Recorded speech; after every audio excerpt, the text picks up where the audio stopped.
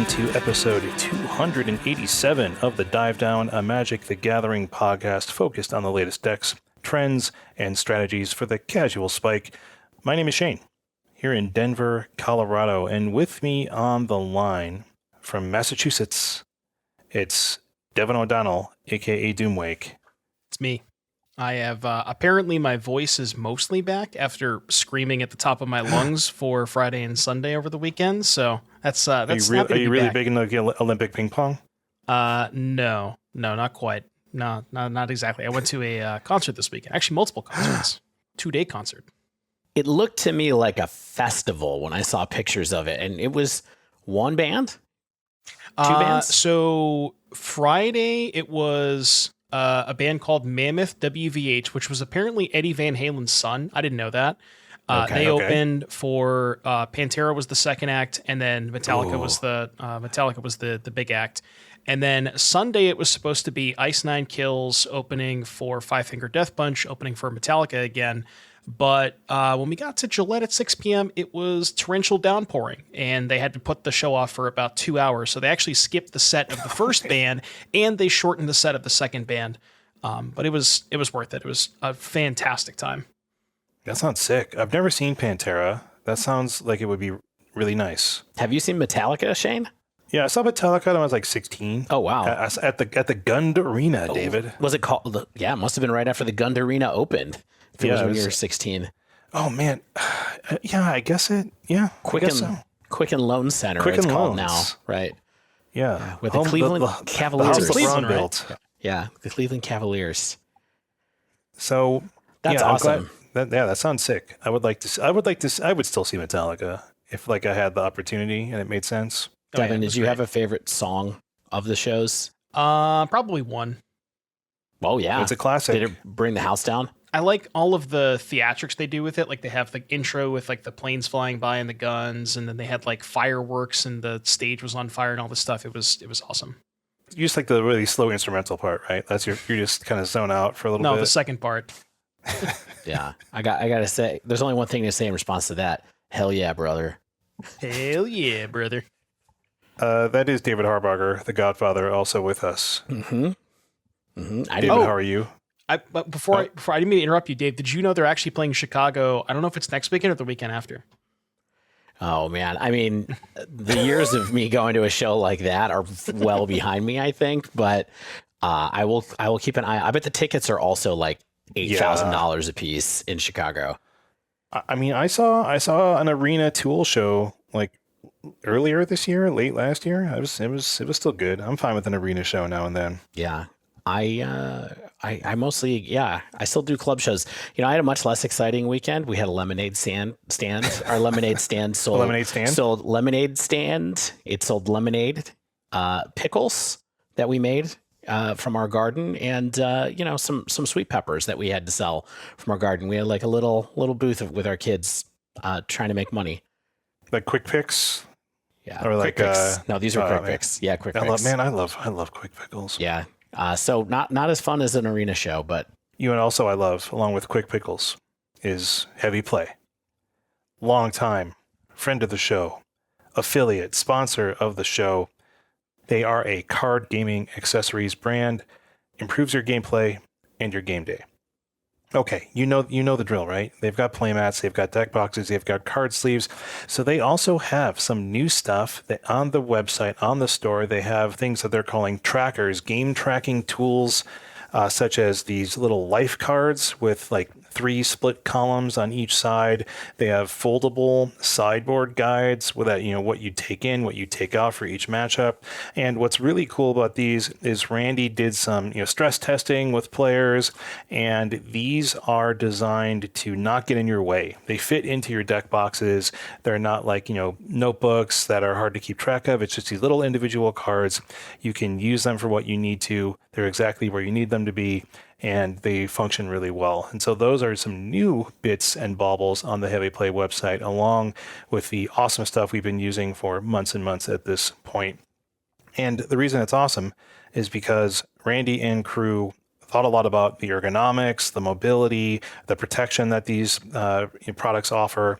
They've got the magnets to let you attach your deck and dice boxes together, but make little deck bundles, carry all your gear in a single hand, really easily move it around. You can get this hopefully at your LGS, or most certainly at heavyplay.com.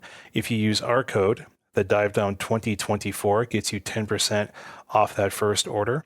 So as I've said, I said this probably a couple of months ago, just get some friends together, do one big order, and then just make it a good one. Get that 10% off, make it valuable. And if you're going to go to any in-person events, they are at as many as I believe exist. They're going to have a Heavy Play booth, and you can find them there. Tell them the Dive Down sent you. So my friends, this week's show, we've got what do we got? Pioneer. We've got Bloomburrow cards. We've got the current state of Modern. It's vaguely a grab bag, but I think it's on theme because we have a small impact, potentially bigger than small, of what Bloomburrow has brought to the formats that we talk about, like Modern, like Pioneer. We have a lot of interesting data from an important Saturday challenge. You'll see why it's important in a little bit. But we also have the Super Qualifier, the Modern Super Qualifier with over 300 players. We have Anaël Yahi with a really awesome Modern data dump from all the paper events since the release of Modern Horizons 3. That is moderately terrifying, but we can talk about that later. So a lot of interesting stuff to talk about this week. But first, we do have some housekeeping, and this will be fast because we have no new patrons. We have no increased tiers. We have no new reviews. So that's very easy. If you do want to shout at us, if you want to tell us what you're thinking, try to make me cry, you can go to Apple Podcasts. You can go, Dave, I still don't see the Spotify comments in my app. Are they like in your app? Yes. And it's not just because you're the admin of our channel. Correct. Okay. No, we have Spotify comments. We had a couple. Not on the Android We app. got a meow. Oh, no. We got some other stuff happening. The meow guy's back. Meow guy's back. It's good. I mean, here's someone saying, I believe this is not the meow guy. Someone whose name is very close to the meow guy said, breaking my heart hearing Frogtide is a free match against Energy last week. Oh, I see them. I see the comments. Yeah. We have Revelation. Why? Oh, there's some Pearl Jam lyrics. See, now you're going to start crying again. Someone's singing Even Flow, I believe. Freezing, unindelible gibberish made of concrete. Yeah. That's really good. So yeah, if you want to give us some shouts, go to Spotify, go to Apple Podcasts, whatever you want to do. If you want to join our Patreon, get in that Discord, get some swag sent your way, help support us, help keep us going, go to patreon.com/thedivedown. I want to say something here. Yeah. We've been getting emails recently about people looking for their swag. Well, their playmat swag. Their playmats specifically. Yes. And I would be remiss if I did not say that what we've been doing is waiting to get a bunch of the swag together in a single place. And then we realized we weren't going to do that. And we're just going to send the playmats separately from everything else. So yeah, I should be able to... I'm the person who possesses all the playmats now. Yeah, you're the holder of the playmats. Playmat guy. And this weekend or next week, I will be sending playmats to the 10 to 15 people who are owed playmats right now by us. But now you also have a bunch of swag. Yes, that I sent you. Perhaps I will just make care packages for those people. So we know that you've been waiting. Really sorry about that. I want to say too, these are the final playmats that we have. Actually. So the next ones that we get, we're going to have to get new ones. So if you haven't gotten one yet. Should we redesign it? Maybe should we do a V2? I mean, we might do a V2. If we get a bunch of new playmat orders, maybe we'll do that. But for now, we have enough to cover the people who are owed, and that will be happening next week. Yes. Okay. So that's coming soon. There is some extras in here, by the way. There's there's some random like old tokens in people's packages, some random old pins. You're getting the interesting weird leftovers. So count yourself lucky. Yeah, you're gonna get those Heliod pins. Oh yeah, there's a Stan Rhino token. The relevant Pioneer Heliod pin. Yeah, you're gonna get the Demir inverter pins that we made a number of years ago. Oh yeah, Still a king. If you just want to buy some stuff, go to our store, thedivedown.com/store. If you want to use mana traders, you can use the code thedivedown_8LU for probably like another week or two. You can check the show notes for the most recent code. NRG, if you want to get some paper cards, our buddies over there give you 8% off your order with code DIVE8. We're through it. We're done. We did it. Episode over. Yeah. See you next week. Okay. Hard work, my friends.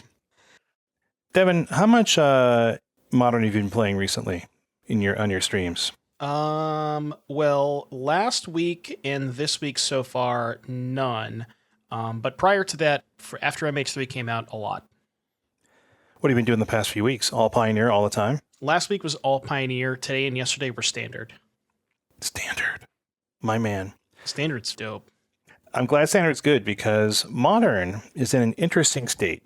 And interesting, eye of the beholder, of course. I first wanted, and I want to provide a little overview for you all of kind of the current state of Modern. And we have a few anecdotal pieces of data to look at. We have a Saturday challenge. We have a super challenge thing. We have a bunch of data from Anaël Yahi, progressively larger and larger sample sizes for us to look at. And I wanted to talk about the Saturday challenge with the 103 players because one of these players is someone we know and may, I assume, love. Because Devin O'Donnell, a.k.a. Doomwake, was in this one. And allegedly, of course. It could have been my alt account. There's evidence. There's evidence. So let's just go through this one quick because the most important thing is the deck you played. Our top 32, 9 Bant Nadu, 4 Energy, 2 Mardu, 2 Boros, 3 Storm, 3 Jeskai Control, 2 Necro, 2 Dimir Murktide, or as I like to call it, Dimir Frog, 2 Tron, and a bunch of 7 1-ofs. So yeah, a lot of Nadu in that top 32. But our top 8 was Ash Oathkeeper on like a Gruul Ruby Storm. The only difference from other Ruby Storm decks I saw is that this is featuring 2 Questing Druid in the main deck, which is a fun little inclusion. You get to grow that as a win con, I suppose, a blocker. Seems fun. We have Fresh Kale on Jeskai Control, Fried Liver Attack on Mardu Energy, Death from Above on Bant Nadu, Doomwake on Boros Energy. Who's that guy? But some cool new tech, Doom.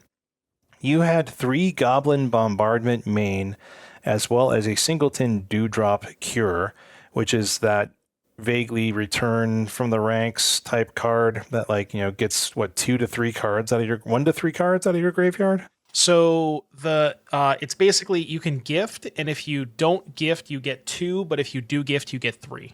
Yeah. Yeah. So how did this feel? I've been seeing kind of like Singleton Goblin Bombardment start to pop up in Boros. You ran the 3, pretty committed to this tech. Yeah, so the concept was I had played a little bit with, I don't know if you guys have seen the Mardu version that's kind of a little bit more in on the sacrifice stuff. That plays like Bowmasters, Chthonian Nightmares, and then the maximum number of bombardments. And the idea, Apprentice, right? What's that? Doesn't it play Marionette Apprentice as well? Yes. Yeah. So you have this like kind of combo kill. So you don't have the combo kill. Like you don't really have any like Mayhem Devil or Apprentice type stuff. But what Bombardment really does is, at least in my opinion, I think it gives you a fairly significant edge in the mirror because you have more ways to kind of like on-site kill Ocelot Pride. Because like a lot of the stuff in the Boros deck is 1 toughness, Ocelot Pride, Amped Raptor, etc., etc. So that's really nice.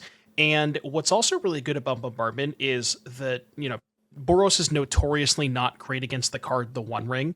And what Bombardment does is it gives you a window where if you have Bombardment in play, the turn they play the ring, it's like, okay, you can't deal them damage that turn, but then they pass back to you, you pass back to them, and then you can, develop your board a little bit more on your turn, and then, they take a damage from the ring, and then you can Bombardment on their turn. So even when they're going through these ring chains in turns where you wouldn't be able to normally attack them, you can actually still kill them because you're still developing your board and you have this bombardment that's kind of sitting in place. So it's really, really good. at sort of mitigating the ring a little bit. So, Devin, one other question I had about Goblin Bombardment is, sometimes this deck is pretty harshed by a Wrath of the Skies, and having Bombardment against that is that also a reason to kind of keep it around? It's a good thing to have. It's awkward because the Wrath of the Skies does clean up the Bombardment too. But like you said, normally where if you have, 10 creatures in play or whatever, and they Wrath you don't have a lot to do with that. And at least if you have the Bombardment, then you can like kind of chip shot your way to it. And you have like this, you have a lot of chip damage with bolts and flages and stuff. So you can kind of more effectively burn people out. The other thing that I wanted to mention about Bombardment, it's also fantastic with a Johnny because it just gives you a free sack outlet to flip your Johnny. Yeah, that makes sense for sure. Mm-hmm. As far as the Dewdrop Cure is concerned, I only cast it once in the entire challenge, but it was the one time I cast it was I was playing a game against Eldrazi-tron, and they always dusted me twice. And I was like, I had literally nothing left. And I think I had like maybe a Bombardment in my hand, and I drew Cure, and I went Cure, Gift, get back a Johnny, Guide of Souls, and Ocelot Pride with the Bombardment in my hand, and I went from having nothing in play to them just being dead the next turn. It was kind of insane. Yeah, as you drew it up, right? Yeah, that's like that is the exact situation you would want the Dewdrop Cure in, and it was fantastic. But I think I wouldn't ever want to play a second copy because the way that I look at it is the second Cure is worse. It's like drawing a second Cure is worse than drawing a second Fable. So like to me, that's kind of like the perfect one of. Do you think it belongs in the main? Or is it kind of like maybe going to be sideboard tech against more removal heavy decks or sweepers or something like that? If you're playing the Goblin Bombardments, which, like you have ways to sacrifice your own stuff at like on call, basically, then I think it's worth playing. Not as good without Bombardment, though. As like, like you said, against Wrath of the Skies, I would want to have it in my sideboard against Jeskai and other Wraths and thing. But if you don't have Bombardment, it's probably only a sideboard card, I would say. Yeah, that makes sense because it just synergizes so well with, killing stuff, getting it back. Yeah, makes total sense. And there's our first Bloomburrow card that we talked about. Solid one of a certain build of a certain deck.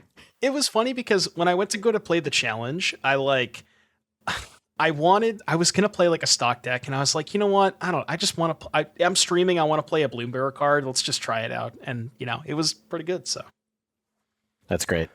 Awesome.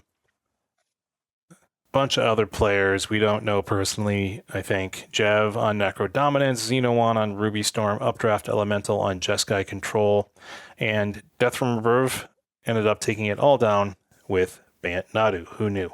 That's who I lost to in top 8. Oh, really? It knocked you out. At least you lost to the winner. I guess that feels slightly better, I suppose. I don't know. I did beat, so my run against it, just real quick, I played against Nadu 4 times, 3 times in the Swiss and once in top 8. I did go 2-2 against them, and one of my wins was my win it against Misplaced Ginger, which is pretty cool. Sweet. Okay.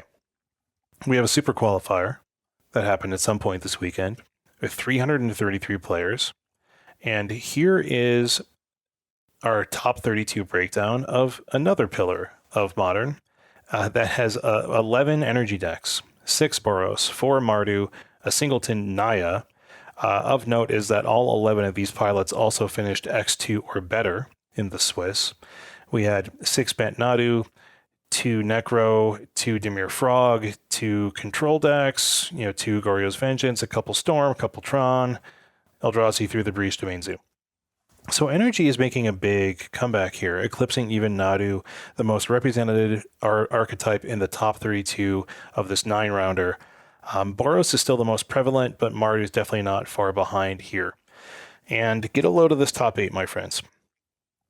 Foxantes on Boros Energy, Ichiban on Mardu Energy, Scouter TF2 on Boros Energy, Sauter on Mardu Energy, Bullwinkle 6705 on Nadu, Lexmart on Boros Energy, Rastov on Necro, and Poker's Wizard on Dimir Frog. So yes, that is in fact 5 different energy decks. Wow, terrifying. Wow. Yeah, it's a lot of energy. And we thought Nadu was the problem.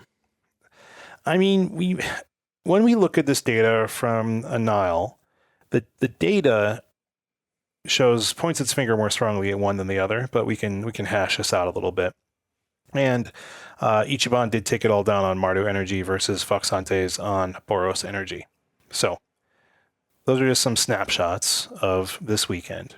Which, by the way, real quick, just wanted to note on that finals, like where you said Mardu taking it down over Boros, that I think that's kind of the general consensus as the reason to play Mardu is that you're slightly ahead in the mirror.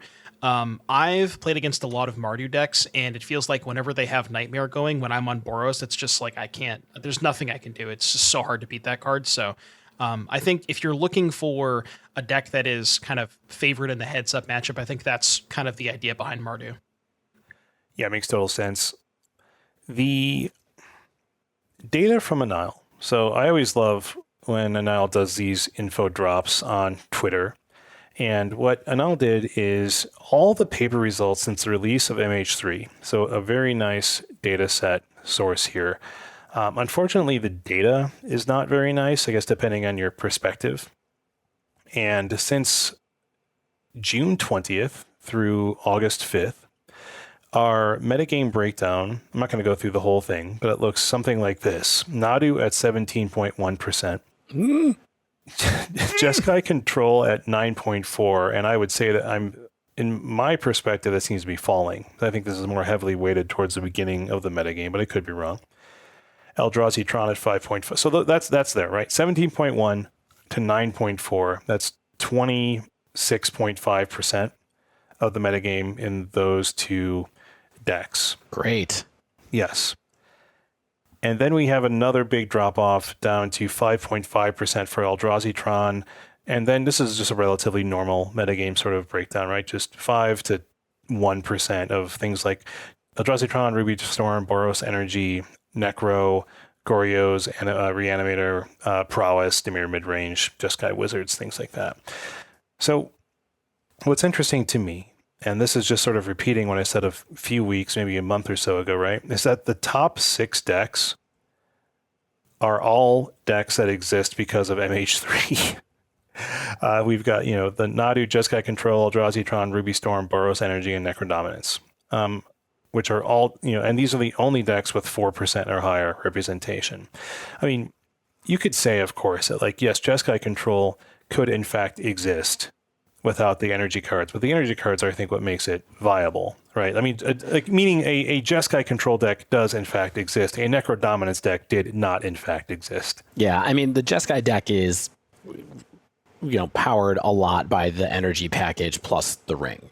So that's your ring. That's one of your ring decks. And then Eldrazi's the other ring deck. And then Necrodominance is another ring deck, depending on which build it is, but mostly they have rings. So it's also half ring decks and half other stuff too. Yeah, people are definitely hammering they're smashing that or smashing that button, hoping to ban the ring sometimes. So this is a bad metaphor, but you get the idea. The ban button that you hit with a ban hammer. I don't know. But what's wild to me is just the shift that has taken place in the metagame, where it's these old favorites, these decks that were, perennially at the top of the metagame, things like Yawgmoth, Amulet, Living End, Zoo, Scam, Hammer, Scales. Well, those have fallen off recently. Things like Living End, Merfolk, Burn have been falling off a little bit, before MH3, but these are all below 2.5% of the meta right now. And I wonder, now, play devil's advocate a little bit here. Now, when Modern Horizons 2 first came out, there was a ton of stuff that a lot of people wanted to try all the new stuff. There was, the first challenge that was won with that completely unplayable Blue-Red Asmo deck, and a lot of people were just trying a whole bunch of different stuff with the new cards. And I don't know if the metagame was quite as flat as it seems like it is now with we didn't have a Nadu situation with MH2, obviously. But I think what I'm trying to say is that I wonder if a lot of this, these old favorites that we haven't seen, Yogg, Amulet, Living End, Merfolk, Burn, all that kind of stuff, I wonder if it's just people are still playing the new stuff and they maybe haven't tried to figure out how to adapt all of those old decks, or if it's a situation where those just aren't good anymore. And I feel like it's probably more likely the former than the latter. And I would be kind of shocked if we didn't see a resurgence of, one or multiple of these decks, within the next couple of weeks or once we start the real RCQ season after August 26th. I just hate that that's what we have to caveat everything with right now. Like, I know we haven't talked a ton about this. It's been what people have been talking about a lot online and in the Discord, but like, come on, Wizards, what are we doing? Is this just like them deciding whether they're going to ban the ring too? Or I still don't know how. I've even said on here a bunch of times, I don't see how them protecting Nadu like keeps customer faith in Modern Horizons 3. It'll make the cards in Modern Horizons 3 more valuable if Nadu gets banned. So I don't know what we're doing. Is it selfish of me to not want to have the One Ring banned? Because I think it's one of the few things keeping like Tron style decks afloat, and I still do enjoy them. No, it's not selfish of me to not want it banned because I have 4. Yeah, I also do have 4.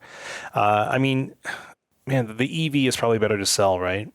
Maybe. I was literally just looking at Card Kingdom to buy list my rings. I'm not even joking. I think I'm going to. Are we turning into a finance broadcast? Yeah, no, not MTG Finance. Not MTG Finance. No, they're $50 for the bundled foils and $90 for regular ones. Hold on, $90 trade-in for $90 cash money. For the non-foil bundles? No, for just a regular pack ring. All right, well, all that finance stuff out of the way. Devin, I do like your point. I think that's it's a reasonable one. It is one that I think is a good perspective. But I have a little bit of trepidation with wanting to agree with it strongly when you look at things like win rates. But there's so many things that go into win rates. Right. It's like, if stronger players, there's no easy way to say this. So let's just go with some kind of generalization, right? Let's say the diehards, the grinders who are buying all the new cards, they're getting the new MH3 hotness. They're taking the fresh new decks out. They're the ones that are perhaps more likely to to stop playing. I mean, no one's going to stop playing Amulet Titan, but they might stop playing things like Hammer Time. They might stop playing things like Murktide or Scam, or maybe even Yawgmoth as they go to our new creature combo decks in the sky of Nadu or something like that, right? So looking at the win rate chart that Anaël put together, it has our favorite things, confidence interval bars that are, of course, based on sample size of data. And it shows some pretty strong evidence towards Nadu having a somewhat terrifying win rate towards the high 50s and the 58, 59%, with a confidence interval of only about 3% on either side, which means the floor of Nadu is a 56% deck based on the data, which is danger zone. Ooga. Yeah. That's crazy. That's dangerous. Yeah, no deck that has really hung around in the high 50s win rate. If WotC is seeing the same things across MTGO data, especially as well. And then our next 4 decks are kind of generally in the same range, I would say. Some of them have they have a wider confidence interval than Nadu due to fewer matches, but we've got Boros Energy at 55.7, Mardu at 56.6, Eldrazi, the creature focused Eldrazi, I believe, because Eldrazi Tron is separate, is 56.2, and Domain Zoo still holding on at 56.1. So Nadu is really good. Yes. And then this next bracket kind of says aggro is good. Are these all aggro decks? Kind of. Although I guess we said Boros is kind of mid-rangey, but yeah, I mean that's a good point. I mean, these are creature focused decks. Creature attacking decks. Yeah. Yeah. And I think that is kind of maybe, I'm not going to say one of Nadu's weaknesses, but it almost feels like it sort of is, because the deck is the Nadu deck is extremely linear at the kind of the base level where it doesn't have a ton of interactions. So maybe the people or the decks that are having success are the ones that can kind of just do their own stuff at least try to have a little bit faster. And you'll notice that each of these decks, Mardu Energy, Eldrazi, Domain Zoo, and Boros Energy, they all have like they're all aggression plus a little bit of interaction along the way, and maybe that's like that's what they're finding success with against Nadu. Yeah. And after that group, we have like a bunch of decks that like are in the general safe zone of performance of like the low 50s, like Jeskai Control and Necro and Eldrazi Tron, Goryo's, Dimir Frog, things like that. There's just a lot of decks that are fine. And they have a fairly wide confidence interval, 5-6 percentage points on each direction. But, there are decks there that look pretty much fine to play. But the most interesting thing to me, perhaps, is like the decks you probably shouldn't be playing anymore bracket. And there's a lot of them to like the left of the middle of this chart. And it's just stuff like Amulet Titan and Burn and Hammer Time and Murktide and Scales, Merfolk, Prowess, even Ruby Storm are all like this. They're all these decks that based on the data are like maybe peaking above 50% at like the top of their confidence interval. That we have just things that are just like they like Burn. Amulet Titan does not look particularly strong right now. Like the middle of it sits at 43.3% or 43.3. And the top of the confidence interval is like 47. Like that's a really hard fall for one of the most enduring decks of Modern's history. Yeah, and I think maybe part of that, like maybe this, I'm trying to think of how much of these are Saga decks, like Amulet Titan, Hammer Time, Scales, because I think the big issue is the Boros decks are like a lot of them are playing main deck Blood Moons now.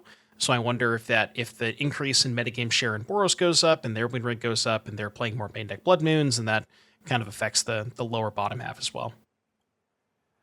Yeah, that makes good sense, for sure. Dave, any thoughts here? Any surprises in kind of like this chart? Sadly, no. And I'll say that I played a couple of these decks in recent memory, and I'm not surprised that they're not doing great. Mm-hmm. I mean, it's mildly surprising to me that a lot of these decks just didn't get components that made sense to them. Like, it's so easy for us to say, like, oh, Yawgmoth got all these tools, right? Like, Yawgmoth got one more thing that sort of fits into the puzzle, but it doesn't seem to be playing out as, like, these small upgrades to Yawg are what's pushing it over the edge. And like you said, Devin, like, maybe it's just a attention span thing where people are doing something else with their creature combo. Maybe they're just, like, big Nadu fans because the general play patterns are somewhat similar. But it's like, these big packages are kind of what seems to be driving the format right now with things like, Nadu, meaning its own little package, the energy, the Eldrazi, the energy for control decks, Necro Dominance existing as a card, those kinds of things, I think, are what are seeming to be pretty pushed right now. It's a very different format in a way. It is. There's a nice big win rate matrix that I don't want to get too in the weeds on, but the one thing I did want to call out in this win rate matrix is that Nadu has no matchups below 50%, besides Jeskai Wizards, with 41 matchups in the spreadsheet and a 41.5% win rate against it. Everything else is plus 50. In terms of the top, 13 decks, 12 decks or so. That's scary. A deck with like no apparent predators, no apparent weaknesses, and a crazy high win rate. Yeah, seriously. With us for a few more weeks. Hopefully only a few more weeks. Yeah.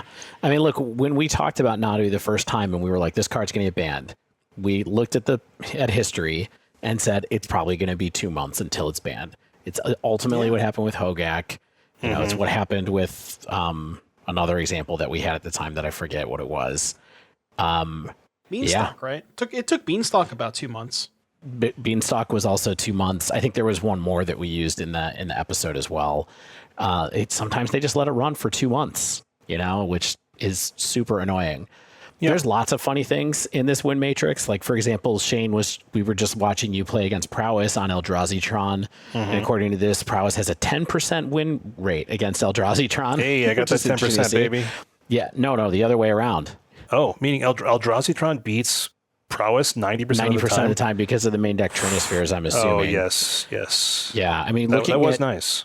Yeah, looking at Goryo's Vengeance is pretty interesting. I mean, there's a lot of interesting stuff in here.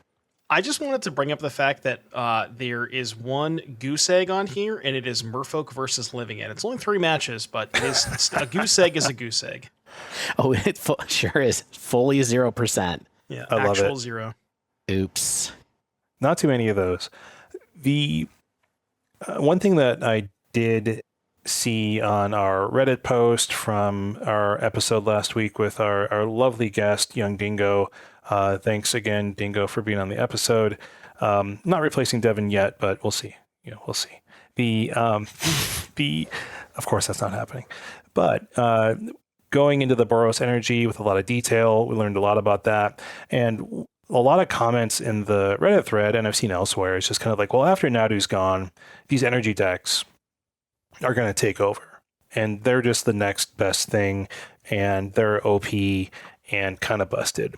But if you look at the data here, and again, this is not perfect data by any means, but there are definitely some natural predators against the Boros energy, against the Mardu energy strategies. Like even just Jeskai Control, a perfectly normal deck is 43.3% win rate for Mardu energy against it, 32.3% against for Boros energy. Those are not strong win rates. There's just a lot of orange and yellow in this matrix for the energy decks that don't make it seem like it's not super safe. There's definitely a lot of green out there, but it's definitely a deck that has some weaknesses. And if Nadu's out of the format, then those can be preyed upon perhaps more successfully because you don't have to keep the same kind of sideboard tech or even main deck tech in your decks. And the control decks especially can narrow their focus perhaps and target something more specifically as well. And I'm glad you brought that up, Shane, because I was going to say the same thing or similar thing where the format has kind of warped itself around Nadu at this point, not even in just specific card choices and sideboard and like harsh mentors and all this stuff, but the way that people are building their decks. And it's not necessarily that the way that people are building their decks now are going to be good against Boros now, because those, they require specific different avenues of attack and different cards. So I think that once we can kind of readjust and readapt our decks to the existing metagame, I wouldn't be surprised if more decks started, popping up better numbers against Boros. Yeah, I mean, Boros is definitely good, right? Like every time I play against it, I am sort of consistently amazed at what it's able to do through Trinispheres, able to do, through hate, how quickly it can rebuild, how quickly it can take over a game.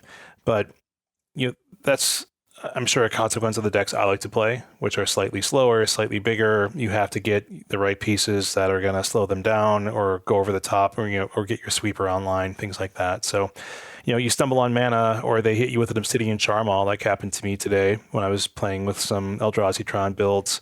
And if they draw 3, Obsidian Charmalls, you're going to lose. That's going to happen. That's just how Magic works. But, yeah, it's definitely a good deck. Dave, what have you been playing recently? Have you been doing some more Boros energy stuff, or have we talk about that later? Well, I've been playing Mardu energy. I don't think I've been on the show since I tried it. Mm-mm. So I played Mardu energy a bit the week before last. I really liked it. I got a 4-1 with it, which is like a Dave trophy. I'm going to call it that.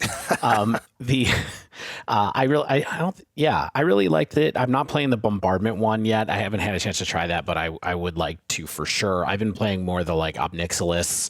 We have Obnixilis and Thoughtseize, which has actually been pretty good in different aspects. I like the getting an Obnixilis online early, especially against control decks and just plussing 2 Obnixilises over and over and over again. That seems like a very decent plan to deal with those kind of decks. And I really like having access to Thoughtseize to just kind of take care of random janky stuff that I have trouble facing. Deck die's kind of hard to Reanimator. I don't think that was the like a unique to my experience. Let me double check this win rate. Yeah. It says it's 42%. So maybe it's not like a terrible matchup, but that seemed pretty hard. It also, of course, struggles with Wraths the same way that Boros does. So, But it's a good deck. I like the Thoughtseize aspect of it. Like I said, I mean, enough that it makes me want to go, well, maybe I should take a look at Demure Frog and see if I enjoy playing that deck as well in this meta or not. Murktide energy. And then I've been playing other stuff for Bloomburrow, so we can talk about that in a moment. Sweet. Yeah, I mean, I don't know if we need to get into like a bunch of takes here. I think if Nadu is removed from the format, perhaps the ring goes with it, perhaps grief goes with it. Who knows? Maybe they want to do a big reset, or maybe they're just going to see what happens with MH3. If with their big infusion of MH3, they might not want to do more than just like a Nadu ban and kind of like let things fall out. But I don't want to predict. We're not really a theoretical podcast, thank goodness. But we're just a finance podcast. Yeah, we're just MTG Finance, baby. Definitely no theory in finance, right? No, zero. This is kind of what we signed up for, is kind of my take. Like, as much as I do get a little annoyed sometimes, and like I do feel bad for people whose like decks basically got overwritten with like MH3 tech. It's just the way it goes. And I am interested to see what happens over the next few weeks. Like, do we see a sustained energy dominance as people get better and better with the decks, as they, iterate on it more fully? And yeah, we will see.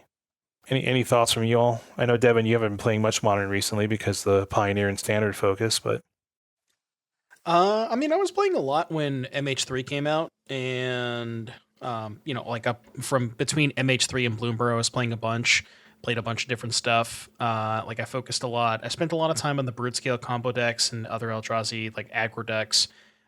Spent a lot of time on Boros and Mardu. I don't know. Seems fine. I'm going to be much more interested in playing the format after August 26th. I'll tell you that much. Yeah, hopefully we all are. I mean, I've been enjoying it in the rounds that I've been doing, but it is a little demotivating to want to go to an RCQ here in Chicago. There's one the 17th, and it's like, do I want to go do that? I can't make it that day. Actually, I've determined, but I think Stan's going to one, and he's taking energy, and I'm sure it'll be good, but it's like, how many Nadus are you going to sit through? All right. Hopefully not that much. But Dave, you have some fresh new information for us from Bloomburrow. Yeah, I mean, I think it's going to be an interesting discussion. It could be quite short, I think, really, which means we could have a somewhat short show. Bloomburrow, I've been taking a look at modern leagues and modern challenges and stuff online to try to determine what new cards have been played from the set, and it's not a ton. I think there's some fun things to talk about here, but it's not like a huge amount of cards that have been added to the format, I think, from Bloomburrow, at least in Modern. I know Devin has some stuff to talk about in Pioneer a little bit. But why don't we start with, I think, a card that we should all chat about, considering that we've been talking about energy so much, and that is Mockingbird. I am frustrated with myself because I kind of had a called shot on this one, right? Like, this card seems good. I should have bought it when it was cheap. I'm not really a big specker. I don't like to buy a bunch of cards and sit on them, things like that. How much is it now? Did it spike crazy? Is it $20 a piece or something? Well, I know the really nice ones, the very nice ones. I mean, it's the near mint is $6. Okay. You know what I mean? Like, that's, I could have got it cheaper, right? You know what I mean? Like, you buy 20 of them, something like that. I think the fancy ones, which I frequently do like to get, are quite expensive. It's like pre-release ones, market price around 16, 17. I mean, yeah, the showcase is $8. So yeah, this is not quite a ledger shredder type situation, right? Where it got $20 plus for a rare. So it's not the end of the world, but I wish I had got some. Yeah, well, let's stop talking about finances and talk about why for a second. So this card, I think the thing that most people didn't clock, and I think we talked about it, but we didn't talk about it a ton on the show when we were talking about this card, is that it lets you copy a 1-drop for 1 mana. Mm-hmm. I didn't realize. I forgot about that as well. It's just hard to read it because it's got that weird phrasing where it says equal to the amount of mana cast to spent to cast Mockingbird, right? Not equal to X. Mm-hmm. And so that just makes a clone so much better than it was before for a couple of reasons. One is it targets your stuff and it targets your opponent's stuff, so you have many ways to use this card. Yes. It adds flying, which is a useful thing for different uses. And then finally, it has mana parity with the cards that you target with it. Yes, but the weakness, of course, is that you cannot scale up like other clones potentially can, right? I mean, past 3 mana, basically, because isn't Glasspool Mimic? I think most only copies your stuff. Yes, yeah. And most clones are 4, and the other one is Phantasmal Image, which is 2, but then gives you all like the targeting issues. Right. So that's the landscape of all of this. I think the bottom line to this card though is it copies 1-drops for 1 mana. That's mostly why you want it. Is because in Modern we want to cast cheap spells. This gives you redundant cheap. This gives you optionality and cheap. Yeah. And so what happened with this? Well, where it's actually showing up is a couple of places right now. One is Andrea Mangucci put together a video last week of Jeskai Energy with Ocelot Pride being copied by Mockingbird and leading to turn 3s with 70 creatures in play from all of the triggers off of all of the various Mockingbirds and Ocelot Prides, etc., etc., etc. And I didn't think that there was a lot going on with this other than the kind of like amazing screenshot that Andrea shared out. But then I found a couple of 5-0s in leagues with it from Monday. And I actually think that there's something that it might be legit as a variant of the energy deck. I think it depends on what you're really trying to do. I think you're probably very motivated to have Goblin Bombardment in your deck if you're going to make 70 tokens on turn 3. Like, why would you not have a sack outlet in there? And speaking of, someone named David Jones, who I found on MTG Goldfish in an event called Axiom Now Modern for Goodies. I don't know what that means. 4-1-1 with a Mardu Energy deck that's actually everything but green. So what do we call everything? Which Nephilim is everything but green? Which Maw maybe? I don't know. Yeah, it's also got Gigantha in it, so it technically I guess has a green pip in the sideboard of a sword. Gigantha can make green. Yeah, that's true. But here's the deck that David Jones is playing. It is not, in fact, a Mardu Energy deck. It's 4 Gravecrawler, 4 Guide of Souls, only 1 Mockingbird, 4 Ocelot Pride, 4 Stitcher's Supplier, 4 Ajani, 4 Amped Raptor, 3 Marionette Apprentice, 4 Warren Soul Trader, Chthonian Nightmare, Goblin Bombardment. So this is just a Soul Trader bombardment list that just has a Mockingbird in as like a piece of glue across it. But one random Mockingbird? Yes, 1 random blue Mockingbird. It's pretty funny. I actually feel like, given what Andrea got off of this and the fact that there are people getting 5-0s in the leagues with these, like maybe you can go ahead and up that Mockingbird count. Find some space for it. Maybe it'll help you copy, do you need a Pride? Do you need a Guide of Souls? Do you need something else at this point? I don't know. I think the card's legit. Devin, what do you think?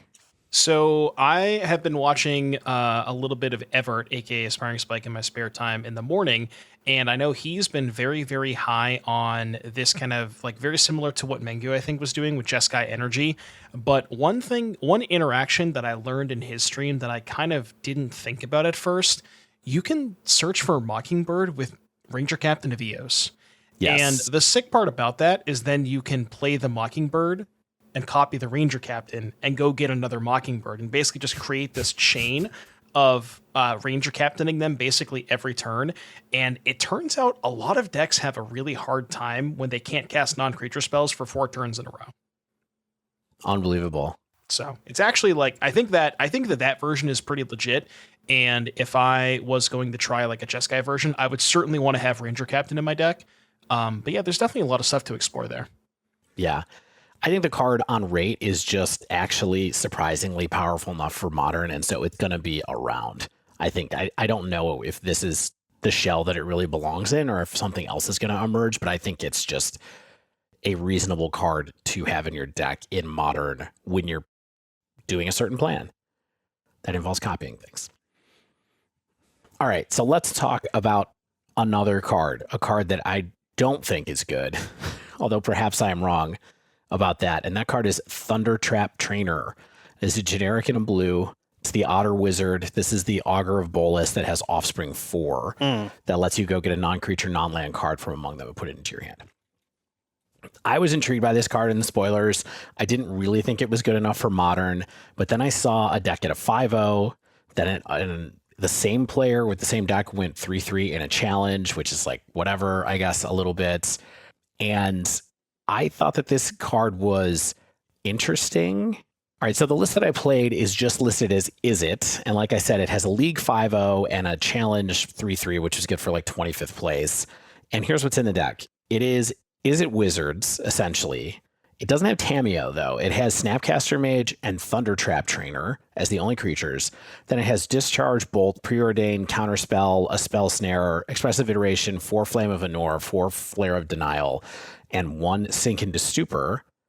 And then kind of just a bunch of blue and red cards. And it is basically Blue Moon in a sense, where the moons start in the board, or you have a single moon in the board, whatever. It's a blue-red control-ish deck. This card is so slow. Is the problem I had with it. When I was playing around with this deck, the only thing that I thought that Thundertrap Trainer was good for, honestly, was like tapping out to draw a card on turn 2 and having Flare of Denial up as a result of having a creature that I don't care about copying. So I don't know what that is. What is that? What is that? That seems bad. I think that's kind of the idea there is you're not utilizing it as much for the enter the battlefield. It's like basically if it was 2 mana 1/2 ETB draw card, it's like kind of sort of the idea, but it's you're utilizing it to enable stuff like Flare and Flame of Anor because it's also a wizard. But yeah, I don't know. I watched same thing. I watched Spike play a little bit with this deck, and it did seem like it was maybe a little bit slower than like your traditional Murktide deck. Yeah. If there's one thing Spike loves, though, it is slow decks. Oh, yeah. I will say the one thing that this deck convinced me of was that Flame of Anor is a good card. And it is worth building around. It's especially good in creature matchups, of course. I happen to have a couple of matchups where I played against decks that I didn't have a great... They were kind of like other control decks. And so I was mostly using it to draw cards, and that felt like a little bit of a bummer to not have any other targets for the other modes. But when you can kill something and then draw 2 cards with Flame of Anor, and then Snapcaster Mage, get Flame of Anor again, and do it again, it is truly wild. Like, you know, now that's podracing.gif kind of feeling where you're like, wow. But I just didn't, there just weren't any threats in this deck. They're like, you can't kill anybody with Snapcaster Mage and Thundertrap Trainer and an occasional Hall of the Storm Giants. Like, it was just way, way, way outside of what I think is powerful enough to be doing by itself. I will say, there's another person who took a blue-red deck with a few Thundertrap Trainers in it named Sven Sven on August 2nd, came in 5th place in a challenge with 6-2. And tell me how this deck hits you a little bit more. It's got 2 Snapcasters, 3 Thundertrap Trainers. It's got 2 Crackling Drake, 2 Subtlety. So we've got a larger threat to protect, and we've got some free spells, which I like. It's got a Royal Scions in it. Why not? Which is fascinating, but it's also something that gives First Strike and Trample until end of turn. And then it's got your spell suite that you might imagine. It's got Flame of Anor. It does not have Flare of Denial. But the big combo here for me was 2 Arena of Glory that you can use to cast Crackling Drake and kill somebody. Yes. So I played this entire, like, I didn't play any leagues with these decks. I was trying a couple of different things. So I just was like playing in the practice room. So I played 3 or 4 matches with this, and I felt like very... like I was just slogging through these blue-red control decks. And then I found Sven's list, and I was like, damn it, I missed the good one. This seemed like way more fun. And it had a clear plan of how to win, right? Man, I had not really thought about Crackling Drake plus Arena of Glory, but oh my goodness, that sounds like a really good time. Yeah. So anyway, that's Thundertrap Trainer. Devin, Shane, thoughts on Thundertrap Trainer? You buying or selling Thundertrap Trainer if I talk to you about it? I just keep rereading this card, right? So 1 in the blue, 1/2. Look at the top 4 cards. You may reveal a non-creature, non-land. That's not very exciting to me. From among them, put in your hand for the rest of your... I mean, it just reads so bad. It reads poorly. But maybe it's not. Maybe it's enough. It just turns Flame of Anor on. Like that's really what it does. It's a cantrip that turns Flame of Anor on. I will say the other thing that surprised me a little bit with this is that this card digs up the ring. How is it not indexed with the ring? I didn't even think about that. I guess you're used to Augur or Bolus, which is only instant or sorcery, but yeah, it's non-creature, right? Right. Wow. Didn't even think about that. Yeah, I think my overall assessment is, I mean, it's just the question of like kind of why would you want to be doing this when you could just kind of do the Murktide type stuff with it? That's even like the Murktide versions that have frog and stuff that have this other kind of, you have the frog that allows you to be a little bit more aggressive, and these decks can't really do that. Like they don't have the ability to close out games quickly like some of the other decks that have cheap threats in it. So I don't know. I'm not generally a fan of these stuff, but Trainer, I don't know. It seems okay. Trainer seems to me like, I just don't think it's powerful enough for Modern. Although using it as quote unquote as a pitch spell, which is one of my least favorite things for people to say about a blue card, and also using it as sacrifice fodder for Flare of Denial is interesting to me when you put those together. But maybe if we get a shell closer to Sven's Feeder Sven's one, it'll do something. All right. Next card that I actually played. Mm-hmm. Ooh. Innkeeper's Talents. Yes, I was curious because I knew you tried this. I saw it as like it included in some lists, like some Bamzing breakdowns. They noted that this was showing up. So I mean, it's not like the Hardened Scales decks are blowing the doors off Modern, but I'm all ears on this one, Dave. Well, keep your ears short because I think it's a pretty simple story. So Innkeeper's Talent, just so people remember, it's a generic and a green. It is a class enchantment that starts with, at the beginning of combat on your turn, put a +1/+1 counter on target creature you control. You can pay a green to level it up, and it says permanents you control with counters on them have ward 1, and then you can pay 3 generic and a green to get it to level 3, which is basically doubling season. If you would put 1 or more counters on a permanent, put twice that many of each of those kinds of counters on that permanent or player instead. I wasn't looking for this, but I found it. I didn't have this high on my list. I was starting to wonder about Innkeeper's Talent when people started talking about it with Vraska in Standard, which is like, okay, maybe there's something to a doubling season. You know what I mean? Maybe. But in Modern, we have doubling season. We could just play it, but that effect is terrible. And honestly, that's not even what this is all about. So this is in Hardened Scales. I played it. It was a list by someone whose name is Keeps, Keps. They came in 11th place in the August 8th challenge with the record of 5-2. And there's a couple of interesting cards in here. Number one, there's 2 Bridgeworks Battle from Modern Horizons 3, which I thought was interesting to have a fight card in here, but just mostly even these kind of like very middling, untapped lands are getting play in certain decks, which I thought was pretty cool. But Innkeeper's Talent is sort of like taking that second Ozolith spot, the Ozolith that was in Aftermath, where you would have to tap it sometimes to start putting counters on things, so you could kind of start your whole thing over again if you don't have access to an Arcbound Ravager or a way to move counters around or a way to do that kind of stuff. This is another way to get the counter engine moving so that if you have Hardened Scales out or if you have something with modular on it, this is just something that helps you accrue extra tokens. I thought this was very simple. Like, I did not get this to level 3 when I was playing it. I just never had time, never had the mana to do it. But I definitely did win games off of level 1 and level 2. Mm-hmm. So in the sense of being like, well, I can add an extra counter to my Ballista, and then it gets another counter for mana that I spent on a previous turn. I can level, and that gets this whole kind of snowball going, and I can attack more. Yeah, like, does this effectively like serve as a hard to remove version of like that 1 and a white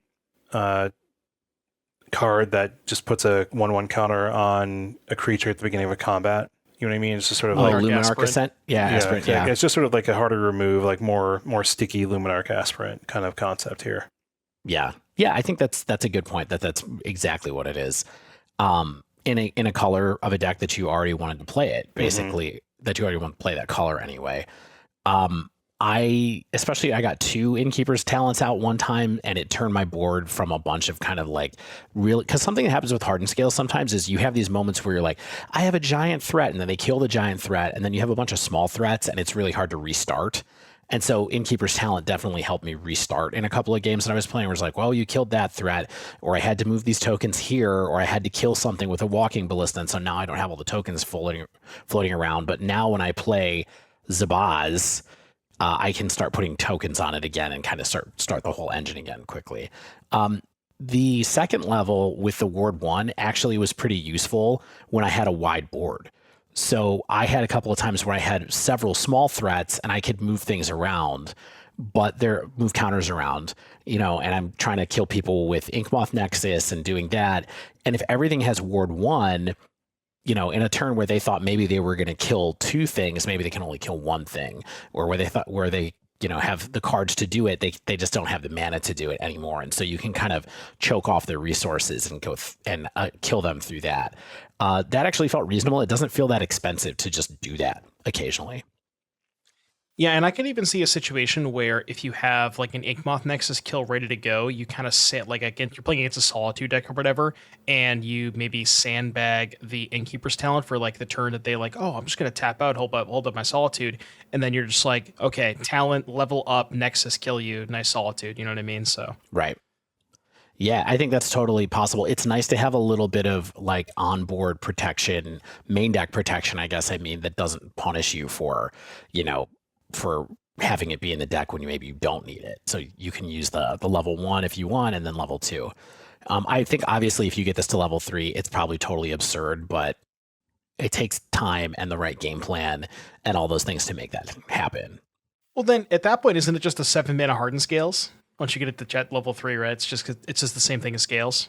No, because scales is +1. So if you put 2 counters on something, you get a third one. If you put 2 counters on something with Innkeeper's talent, it's double. Yep. Got it. Yeah, and so you have that whole thing where you're like modularing and moving Arcbound Ravager around, and suddenly you're putting 16 counters on something pretty quickly. And these are additive, right? Meaning like the levels are additive. You're not like sort of shifting it. It's not like a saga. It just goes, you get that sounds great. Love it. So I thought this card was fine. I didn't think it was amazing. I don't think that Scales is very good right now, as you kind of talked about in the meta breakdown, which is unfortunate, but I would be keeping an eye on this card as a piece that if Scales comes back, that might be in here as a 1 or 2 of, basically. But it's cool to see a class card, be viable in Modern.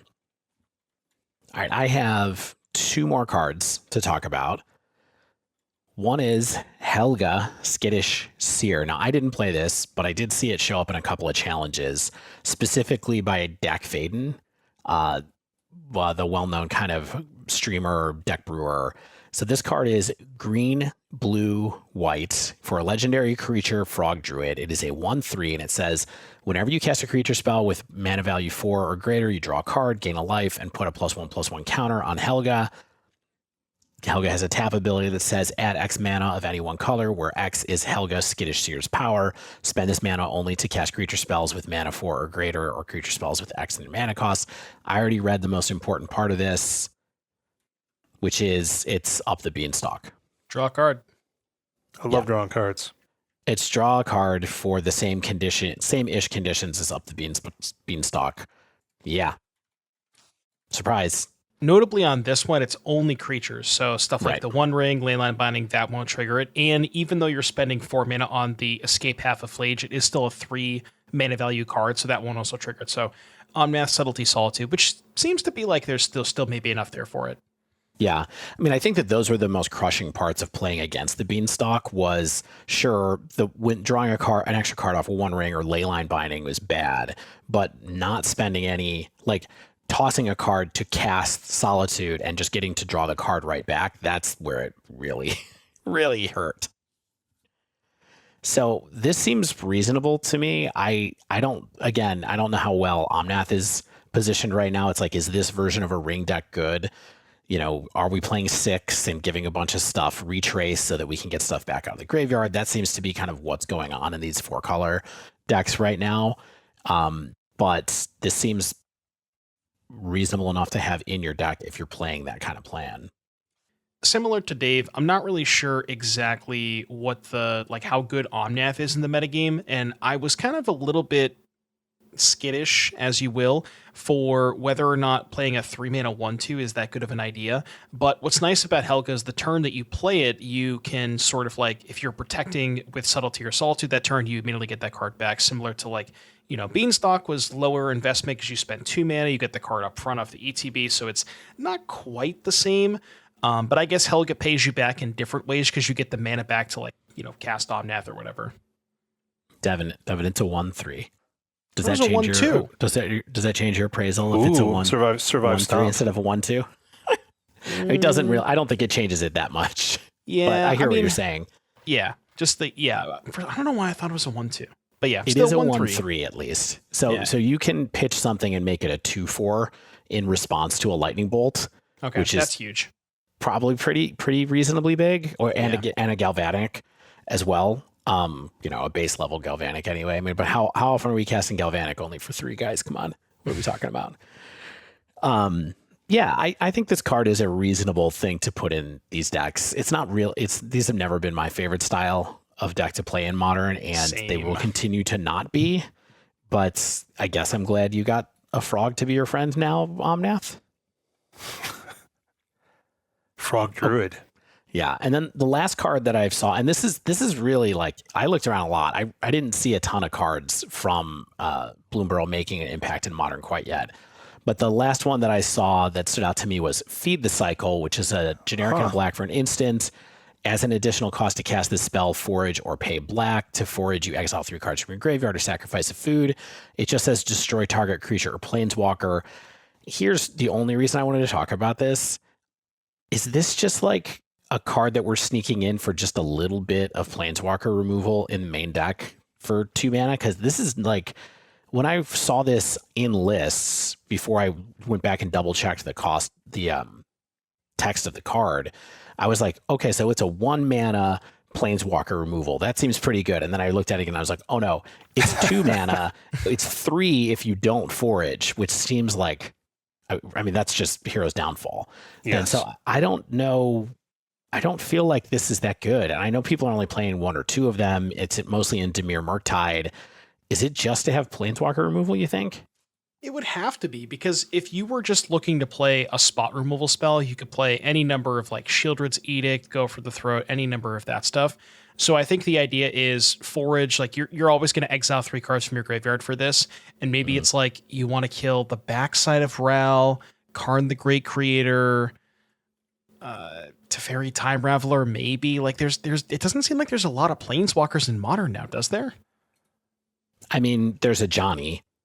Yeah, that's a good one. Okay, Johnny is pretty big. Yeah, you're probably killing a Johnny with this. That makes more sense. Now that you kind of enumerated which ones we're seeing, that makes sense to me. But still, it doesn't. I'm there has to be something more efficient for Modern, but I guess maybe there isn't. I mean, the only other one that I can think of that's destroy target creature or planeswalker is Dreadbore, and that's in red and a sorcery. So right. I think this might just be the most efficient one. That's just the most efficient one that is the cleanest. Yeah. And forage is no problem for especially a Murktide deck to do. I will say, when we were reading the spoiler, I thought forage was very cool text, especially for cost reduction, as a replacement for casting cost. They didn't put it on anything good. I think this is the best card that there's a reason why they did that, because it's a good mechanic, right? And it could have been way more there could have been a really broken card that had forage. So it's mini delve. Yeah, that's true. So I mean, when you think about it, people in the past, the olden days of Modern, actually played Murderous Cut, you know what I mean? And so this is of course a very different version of a similar card, but this has some play, right? I mean, there's also some really good optionality, right? Where you can just pay 3, you don't have to forage, right? So if your graveyard is attacked or you just didn't happen to have anything go in there, you can you can pay the cancel cost instead of the counterspell cost, you know what I mean? Yep. Totally.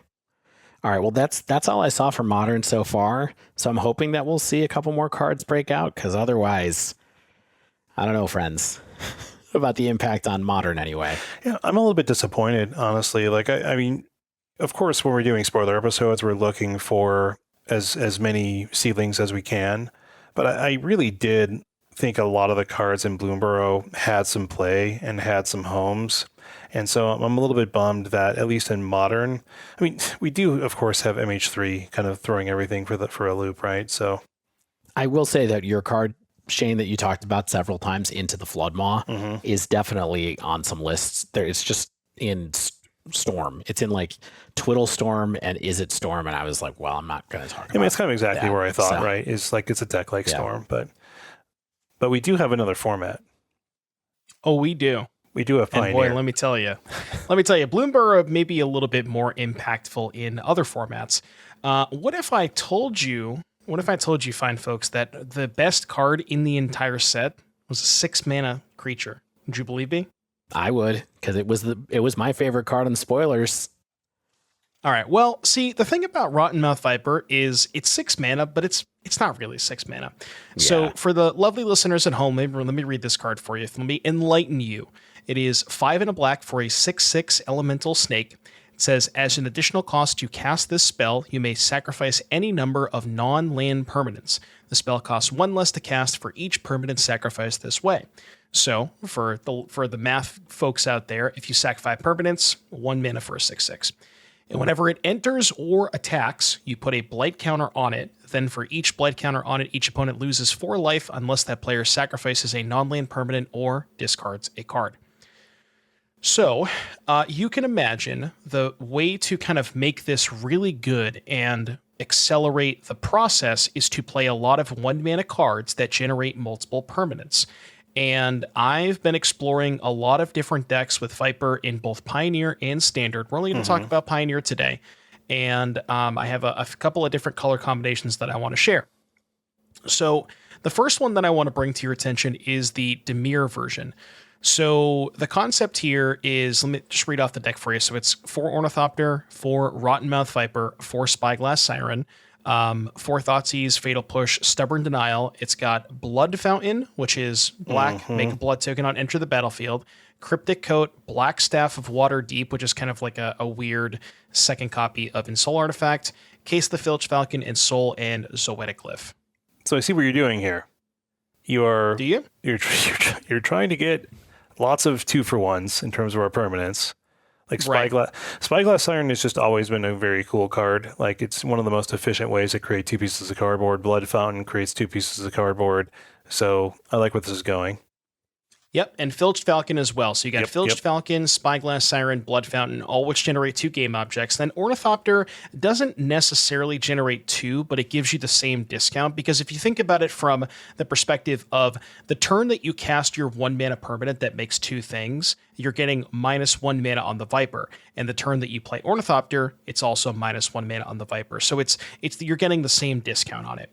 Now, a lot of these cards have something similar in common, where they all make a bunch of artifacts. And that's kind of where the plan B of this comes into play with Ensoul Artifact and Zoetic Glyph, where you have stuff like Spyglass Siren, Ornithopter, Case the Filch Falcon, Blood Fountain. All of those generate an artifact for 1 or 0 mana, and that stuff curves very nicely into Ensoul Artifact.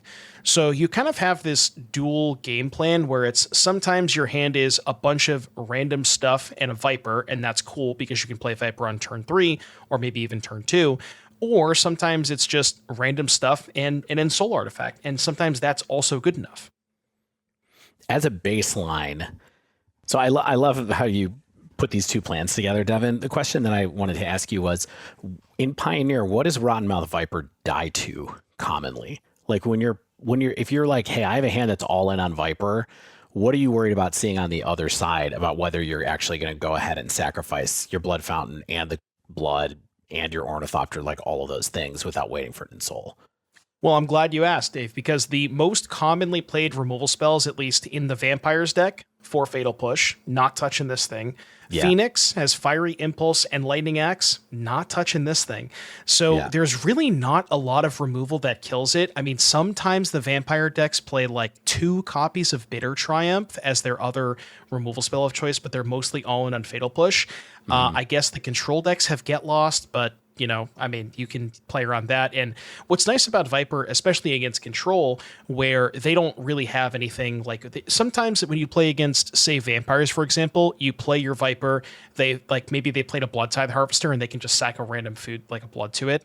But Blue Eye Control, even that's the one matchup that can kill the Viper, but they don't have anything good to sack. So they're either you're guaranteeing you're going to get 4 life or a card out of them, which is nice. Mm-hmm. And then the other really sick part about this is Viper plus Stubborn Denial gives you this core, or excuse me, I spoiled it a little bit.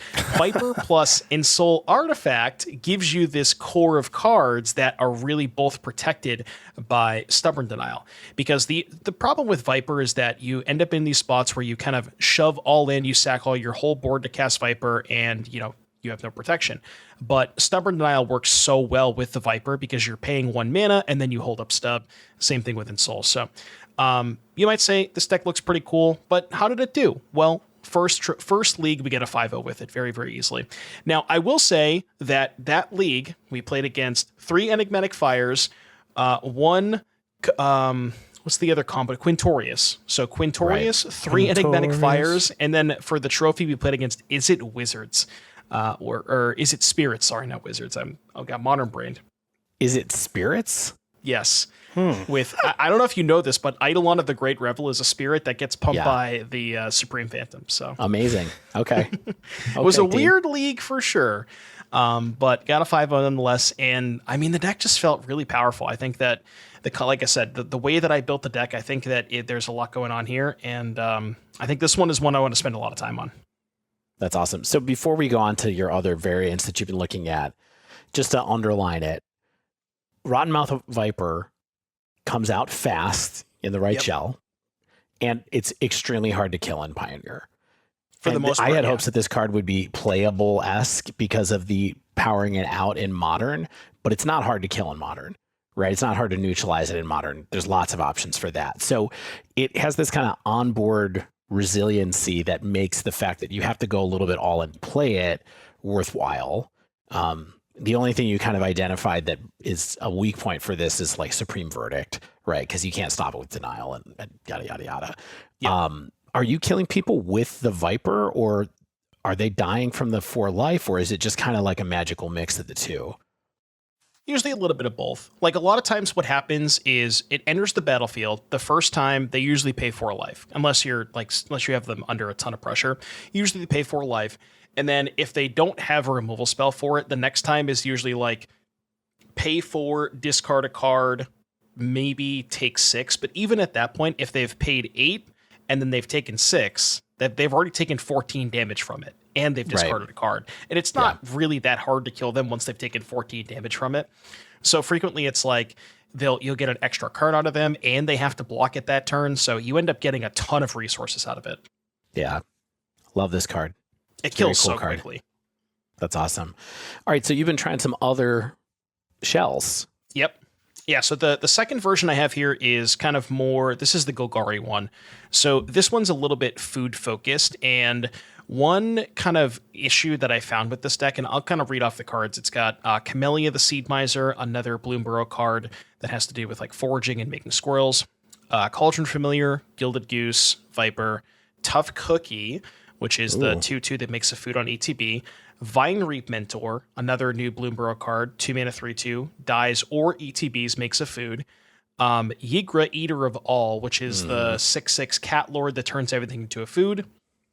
Thoughtseize, Fatal Push, Feed the Cycle, Witch's Oven, and Trail of Crumbs.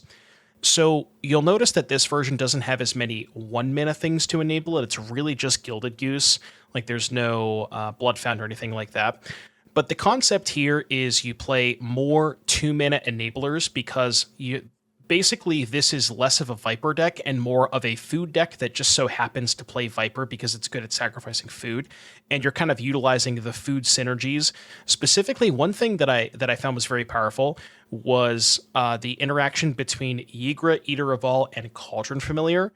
So obviously, if you have 2 familiars and a Yigra, that's infinite because you can sack 1 cat to the other one. But even if you don't have 2 familiars, you can just sacrifice a random thing in play to get back the cat. And what's also important is you can sacrifice the cat to itself because it's now a food. So you can set up a lot of cool stuff with like familiar plus Egress. So that interaction was pretty sick. I don't know if I like this version as much as the Dimir one. It feels like, I'm not going to say it's more one-dimensional, because the food stuff is like kind of, it has this aggressive game plan with like Tough Cookie making things 4/4s, and Vine Reap Mentor can kind of get the job done. But this feels like much more of a mid-range deck, and I think that the way that I want to approach Viper is more aggressively slanted, like you mentioned, just kind of casting it as quick as possible and getting them dead faster. And it seems like this isn't quite as good at doing that. All right. And then you had one more in the holster.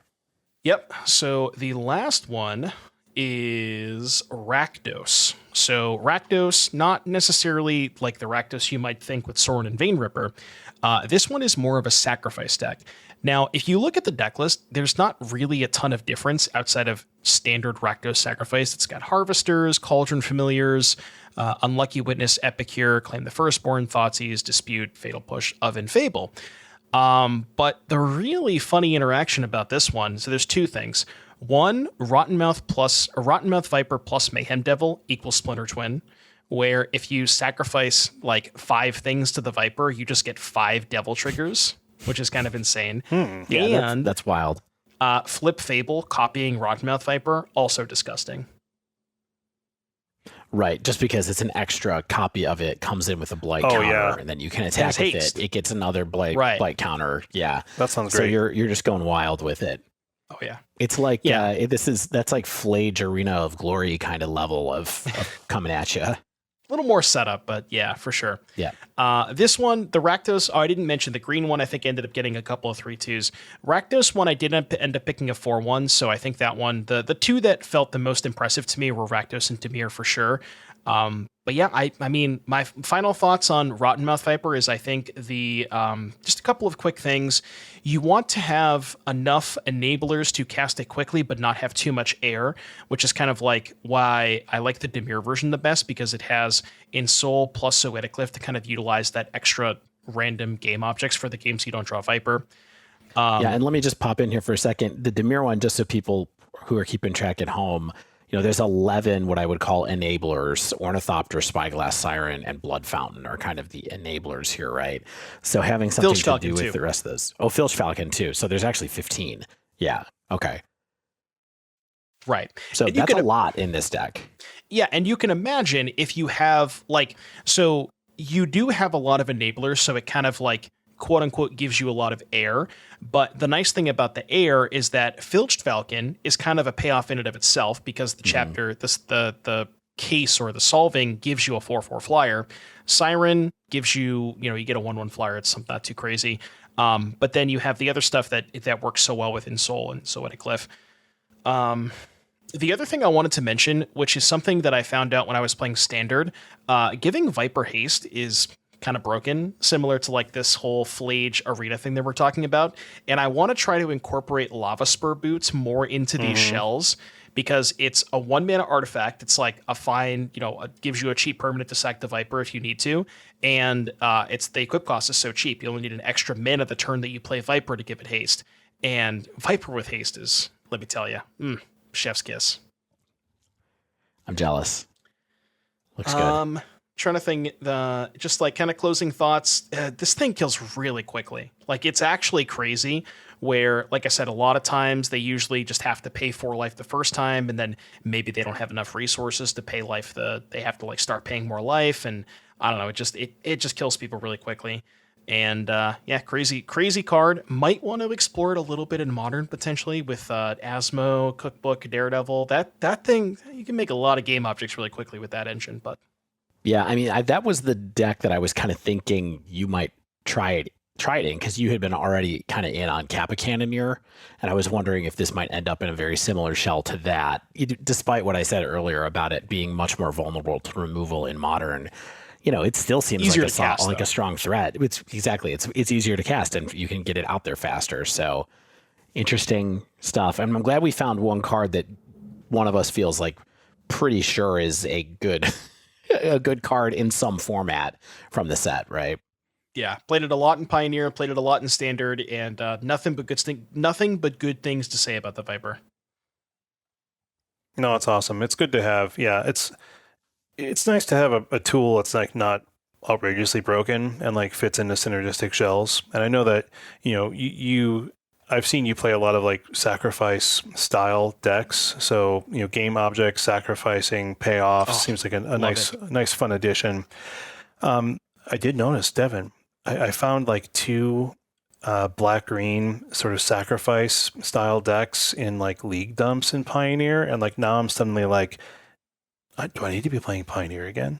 Like they're not in the challenges, of course, because that's the world of Amalia and vampires. But when you're giving me like a Golgari deck with Witch's Oven and Scavenger's Talent and Vine Reap Mentor and Thornvault Forager, yeah, just bring this on. Trail of Crumbs, yeah, baby. Yep.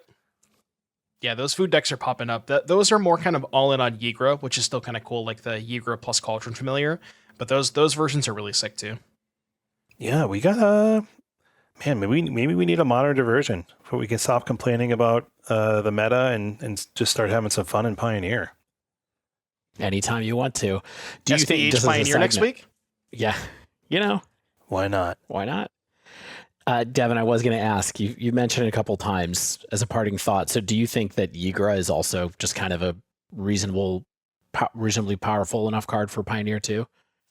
It's tough. It is. I think it is a good combo enabler, but it's also a 5-mana creature, and the bar for 5-mana cards is pretty high in that format. Because believe it or not, you're dying on turn 3 a lot of the time between Amalia and like you're effectively dying to Vein Ripper. So it's like you don't really have a lot of time in Pioneer.